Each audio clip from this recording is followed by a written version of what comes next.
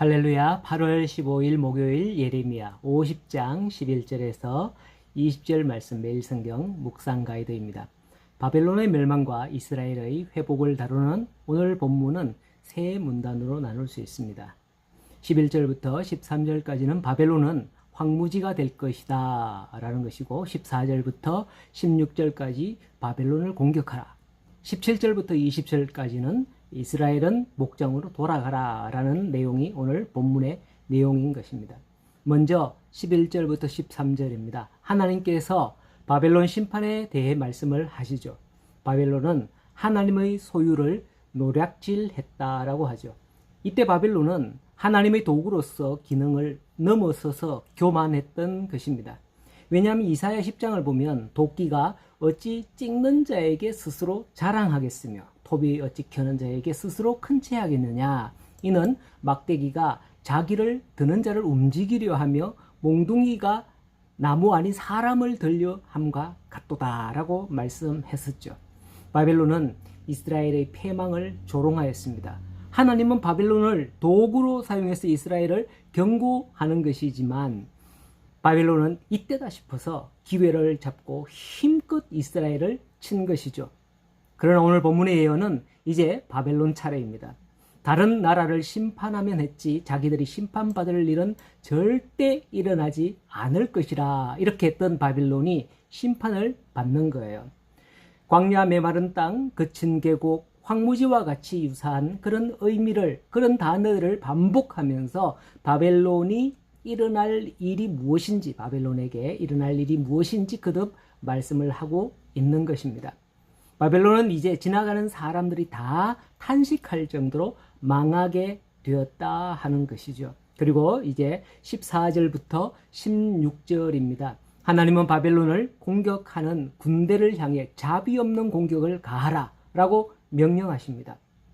바벨론을 애워싸고 진을 쳐서 포위하고 화살을 아끼지 않고 쏘라 하시죠.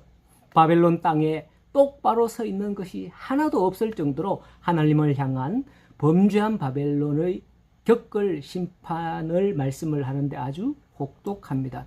견고한 요새는 무너지고 견고한 성벽은 허물어지고 씨 뿌리는 사람과 추수하는 사람이 없이 똑바로 자라는 곡식이 없이 다 넘어질 것이다, 무너질 것이다, 파멸될 것이다 말씀을 하죠.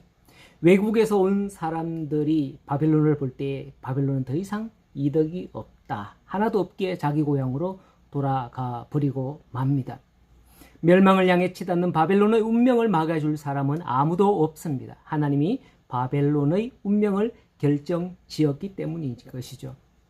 마지막으로 17절에서 20절입니다. 하나님은 흩어진 양과 같은 바벨론을 다시 돌아오게 할 거다라고 회복을 말씀을 합니다.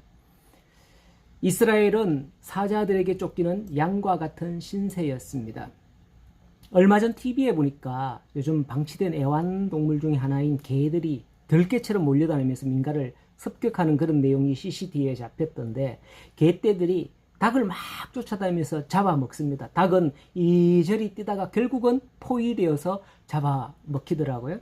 이스라엘이 애굽과 바벨론 사이에서 이랬던 거죠.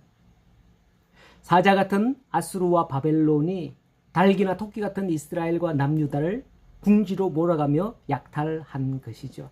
하지만 강대국으로 영원할 것 같은 아수르를 벌하시고 바벨론을 세우신 하나님께서 또한 바벨론을 벌하시면서 이스라엘을 다시 고향으로 돌아오게 할 것이다 라고 말씀을 하죠. 이렇게 하나님의 말씀대로 70년 만에 다시 고향으로 돌아간다는 예언 이사야를 통해서 했는데 놀라운 일입니다. 그런데 더 놀라운 게 있습니다. 그 죄악투성이던 이스라엘이 멸망하고 패망을 하고 하나님의 심판과 진노 아래 놓이는 이유가 뭡니까? 죄악 때문이 아니었습니까? 그 죄악투성인 이스라엘과 유다에게서 더 이상 죄를 찾을 수 없다라고 말씀을 하는 겁니다. 왜냐하면 하나님께서 용서하셨기 때문이에요. 이것은 이스라엘을 새롭게 하시는 하나님의 큰 은혜인 것입니다. 이스라엘이 용서받을 만한 조건이 있었기 때문이 아니거든요. 이것은 하나님의 전적인 은혜예요. 이후에 보면 그들이 포로로 잡혀간 땅에서 뭐 아무것도 한 게 없거든요. 단지 그냥 회개하고 눈물 흘리고 고향 생각을 하면서 그런 그리워하는 그런 마음뿐이었습니다. 우리 역시 죄를 용서받고 하나님의 소유와 자녀로 불리게 된 이것은 전적인 하나님의 은혜일 수밖에 없습니다. 우리가 그리스도인 하나님의 자녀된 데에는 우리가 아무것도 한 게 없거든요. 우리는 뭔가 노력했다, 뭐 했다, 내가 믿었다, 내가 뭐 했다, 착한 일 했다, 봉사했다 얘기하지만은 하나님 앞에서 그거는 구원의 조건은 아닌 거거든요. 우리가 하나님께 우리를 구원해 주신 하나님께 감사할 유일한 조건은 하나님 은혜입니다. 그리스도인은 은혜 받은 자다라는 거죠. 시편 145편 말씀해 보면 여호와께서 그 모든 행위에 의로우시며 그 모든 일에 은혜로 갚으시도다라고 말씀을 하십니다. 오늘 말씀을 묵상하면서 이 말씀을 통해서 하나님의 의로우심과 은혜가 우리에게 있음을 믿고 감사와 찬양을 드리며 나아가는 오늘 하루가 되기를 예수님의 이름으로 축복합니다. 오늘 하루도 승리하시기를 축복합니다.